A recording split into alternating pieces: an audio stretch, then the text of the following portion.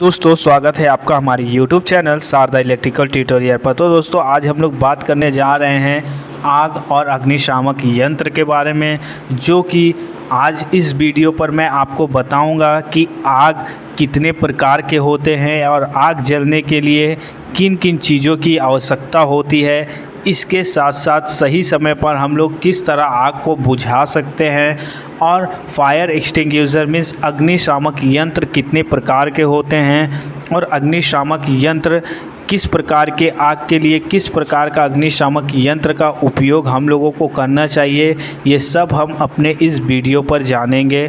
चलिए दोस्तों, अगर आप हमारे चैनल पर नए हैं तो हमारे चैनल को सब्सक्राइब करें, हमारे वीडियो को लाइक करें, अपने दोस्तों के साथ। तो दोस्तों चलिए चलते हैं आग के बारे में जानते हैं। तो आप में से बहुत सारे लोग होंगे जिन्होंने आग को तो देखा ही है और हर एक व्यक्ति ने अपने आग के सामने बहुत सारी दुर्घटना भी देखी होगी आग की जो होती है। लेकिन क्या आपको पता है, कभी आपने सोचा है कि ये आग किस तरह जलती है, आग को जलने के लिए किन किन चीज़ों की आवश्यकता पड़ती है?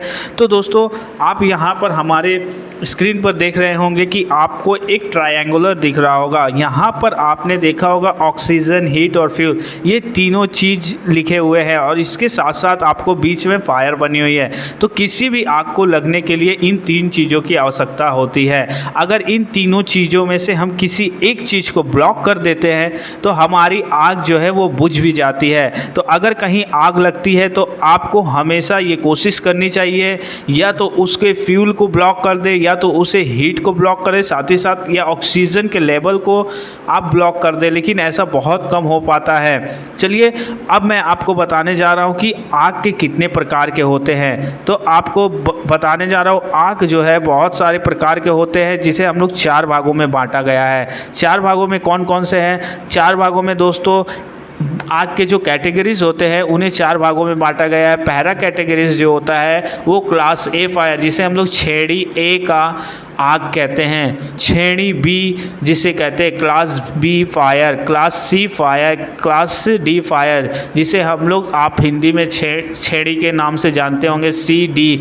तो दोस्तों अब जब भी कहीं आग लगती है तो वहाँ पर ज़रूरत पड़ती है, कैसे आप पहचानेंगे कि ये किस क्लास की फायर है? तो आपको ये याद रखना है कि जब भी कहीं आग लगती है, अगर कपड़े से, लकड़ी से या पेपर से, तो वो आग क्लास ए के श्रेणी पर आता है। और दोस्तों बी की बात करें तो कहीं भी अगर किसी भी ज्वलनशील पदार्थ जैसे कि पेट्रोल हो गया, डीजल हो गया, केरोसिन हो गया, इन चीज़ों से आग लगती है तो हम लोग उसे बोलते हैं क्लास बी फायर, मीन्स श्रेणी बी के ये आग के प्रकार हैं। और दोस्तों अगर क्लास सी की बात करें तो दोस्तों जहाँ भी ज्वलनशील गैस होती है, जो कि प्रोपेन हो गया, ब्यूटेन हो गया, एथेन हो गया, जो आपके घर पे एलपीजी है, उन पर अगर आग लगती है तो वो हम लोग क्लास सी के लेवल का मानते हैं। ये क्लास सी फायर का जो श्रेणी होता है। और अगर डी की बात करें तो कहीं भी अगर धातु से बने हुए चीज़ों पर आग लग जाती है, जैसे एल्युमिनियम हो गया, मैग्नीशियम हो गया,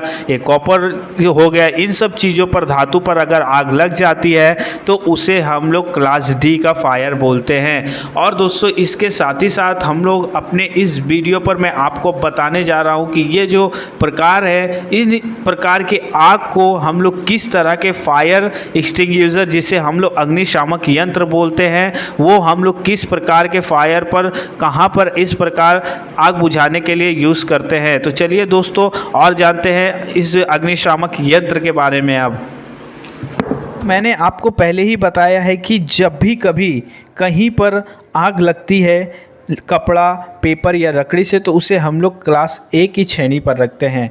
तो जब भी इस तरह की आग कहीं लगती है तो उस समय हम लोग जल युक्त अग्निशामक यंत्र का प्रयोग करते हैं। जल युक्त अग्निशामक यंत्र कौन होते हैं? जैसा कि सोडा एसिड अग्निशामक यंत्र।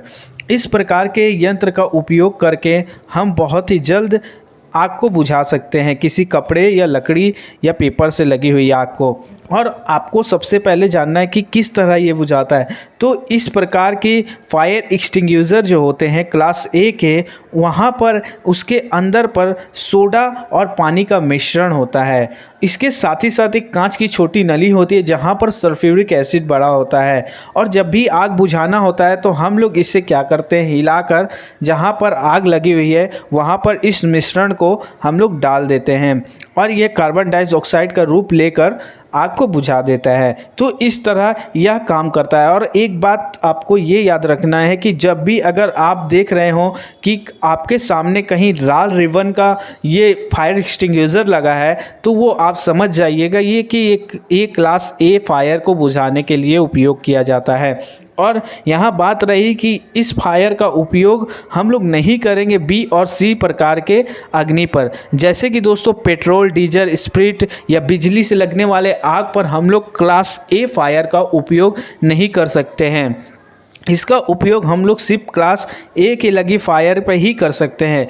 और एक बात आपको ध्यान रखना है कि जब भी अगर आप ये आग बुझा रहे हो तो आग से 10 मीटर की दूरी पर आपको दूरी बरतनी है। चलिए दोस्तों, क्लास बी के बारे में जानते हैं। तो क्लास बी में आपको मैंने बताया था कि ज्वलनशील पदार्थ जो कि पेट्रोल, डीजल, कैरोसिन होते हैं, उनसे लगी हुई आग को हम लोग क्लास बी की मानते हैं। और जब भी कहीं ऐसी आग लग जाती है जो कि एक बहुत ही जल्दी से पकड़ने वाली आग होती है और संग संग ये आग पकड़ लेती है, तो इसे बुझाने के लिए हम लोग फोम का इस्तेमाल करते हैं। फोम अग्निशामक यंत्र का, या ड्राई पाउडर जिसे बोलते हैं, सूखा पाउडर, या CO2 कार्बन डाइऑक्साइड, वहाँ पर हम इसका प्रयोग करते हैं।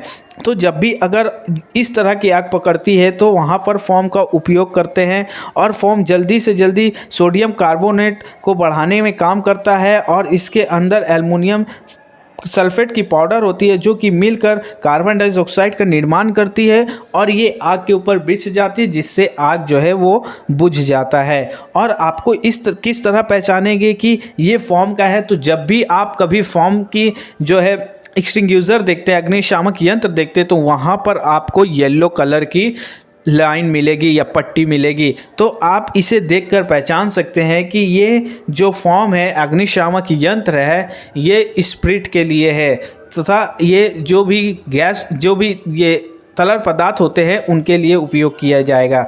और दोस्तों, इस प्रकार के जो अग्निशामक यंत्र होते हैं उनसे हम लोग ए और बी की छेड़ी की आग बुझा सकते हैं। अगर कहीं कपड़े, लकड़ी से भी आग लगती है तो आप फोम से बुझा सकते हैं, या सूखे पाउडर से बुझा सकते हैं, या CO2 से भी बुझा सकते हैं। तो बी क्लास के फायर जो है ए और बी के लिए हम यूज़ करते हैं, लेकिन सी और डी के लिए उपयोगी नहीं है, क्योंकि आप जानते हैं कि फोम जो होता है वो एक पानी के रूप में होता है और इसके साथ ही साथ पानी, बिजली का जो होता है वो सुचालक होता है।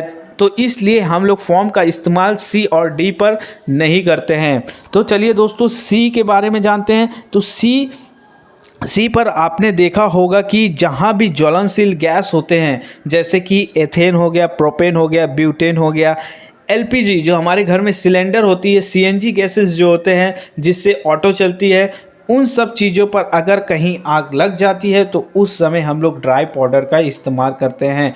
और ड्राई पाउडर का ही उपयोग करके हम लोग इस प्रकार के आग को बुझाने में सहायता मिलती है। तो दोस्तों, जब भी ड्राई पाउडर आप किस तरह पहचानेंगे, इसकी पहचान होती है कि इसमें हमेशा जो है दोस्तों ब्लू रंग की पट्टी या लेबल लगी रहती है, जिसे देखकर आप पहचान सकते हैं कि ये ड्राई पाउडर है।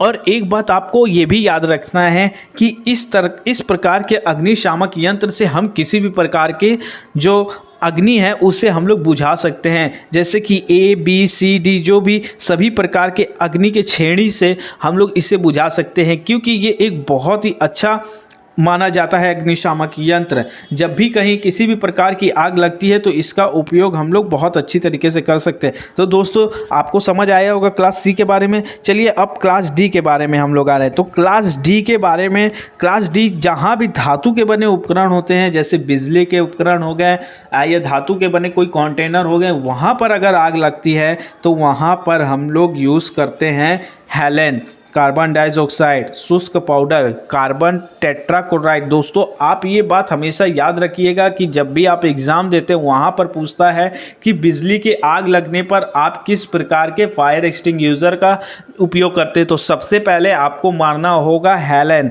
हैलन जो होता है एक बहुत ही अच्छा अग्निशामक यंत्र है बिजली के लिए, बिजली उपकरणों के लिए। और कार्बन टेट्रा ऑक्साइड भी एक बहुत ही अच्छा इसका उदाहरण है। जहाँ पर कहीं धातु से बने हुए पदार्थ पर आग लग जाती है तो वहाँ पर कार्बन टेट्राक्लोराइड का उपयोग करते हैं। लेकिन इसके साथ ही साथ हम लोग शुष्क पाउडर का भी उपयोग कर सकते हैं और कार्बन डाइऑक्साइड का भी प्रयोग कर सकते हैं। लेकिन जब भी आपका एग्ज़ाम में आए कि हम लोग अग्निशामक यंत्र का प्रयोग करते हैं कहीं भी फायर इलेक्ट्रिकल इक्विपमेंट में लग जाने, तो आपको मारना है हैलोन पर। तो दोस्तों ये तो रही इसकी बात। अब इसकी पहचान क्या है कि आप किस तरह पहचानेंगे कि ये हैलोन है और ये यहाँ पर अग्नि के बुझाने के लिए है, इलेक्ट्रिकल इक्विपमेंट पे आग लगने के लिए। तो आप इसका पहचान कर सकते हैं उसके लेबल से। उसका लेबल ब्लैक रहता है। दोस्तों आप अपने माइंड में हमेशा याद रखिएगा, लेबल याद रखना है आपको कि किस तरह के फायर एक्सटिंग्विशर है, क्योंकि ब्लैक लेबल हमेशा बिजली के लिए उपयोग किए जाते हैं। धातु से बनी हुई किसी भी चीज़ के अग्नि पर उपयोग हम लोग करते हैं। और इसके साथ ही साथ मैं आपको और बता देना चाहता हूँ कि हैलोन जो होता है वो ग्रीन कलर का होता है। तो जहाँ कहीं आप ग्रीन कलर का भी देखें तो समझ जाइएगा कि ये हैलोन का ये सिंबल होता है, लेबल होता है। तो आप उससे भी अपने इलेक्ट्रिक इक्विपमेंट पे लगी आग को बुझा सकते हैं। तो दोस्तों यहाँ कि ये किस प्रकार के अग्निशामक यंत्र किस प्रकार की छेड़ी के लिए उपयुक्त है, तो दोस्तों कहीं भी बी और डी के आग को बुझाने के लिए हम इस प्रकार के अग्निशामक यंत्र का प्रयोग कर सकते हैं। तो दोस्तों ये अग्निशामक यंत्र है ए और सी के लिए उपयुक्त नहीं है। आप जब भी कहीं ए और सी के अग्निशामक यंत्र को हैलोन अगर यूज़ करते हैं तो वहाँ पर आग नहीं बुझेगी। इसलिए आपको ये जानकारी मैंने दी। आपको हमेशा याद रखना है इन सब चीज़ों को। अगर इन सब चीज़ों को आप याद रखते हैं तो ये आपकी एग्ज़ाम पॉइंट ऑफ व्यू में पूछे जाते हैं कि किस प्रकार के अग्निशामक यंत्र का प्रयोग करते हैं। तो दोस्तों आई होप आपको हमारी जानकारी अच्छी लगी होगी और आपको हमारा वीडियो पसंद आया होगा। तो दोस्तों हमारे वीडियो अगर आपको अच्छा लगा हो, हमारी मेहनत अगर अच्छी लग रही हो तो हमारे वीडियो को ज़्यादा से ज़्यादा शेयर करें अपने दोस्तों के साथ, हमारे चैनल को सब्सक्राइब करें और हमारे वीडियो को लाइक करें। और भी अगर आपको सेफ्टी रिलेटेड जानकारी कुछ चाहिए तो हमारे कमेंट बॉक्स पर कमेंट करें। और आपके लिए ऑलरेडी मैंने 1, 2, 3 पार्ट बना दिया है दोस्तों। आप वहां पर जाकर कमेंट बॉक्स पर देख सकते हैं, मैंने डिस्क्रिप्शन पर दे दिया है। और इलेक्ट्रिसिटी क्या है उसके बारे में भी मैंने वीडियो बनाया है, तो आप वहां से देख लीजिए। अगर आप एक इलेक्ट्रिकल स्टूडेंट हैं तो आपको पूरी जानकारी या प्रॉपर नॉलेज मिलेगा हमारे इस वीडियो के द्वारा। तो दोस्तों थैंक यू दोस्तों मेरे वीडियो देखने के लिए, धन्यवाद।